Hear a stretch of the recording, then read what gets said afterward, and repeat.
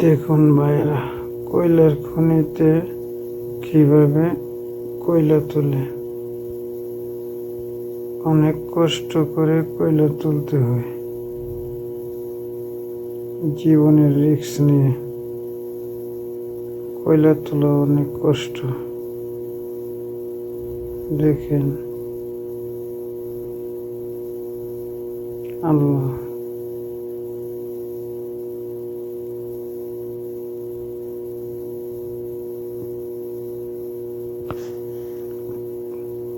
অল্প একটু জায়গাতে কিভাবে কয়লা তুলতে হয়, অনেক কষ্ট করে তোলা হয় কয়লা।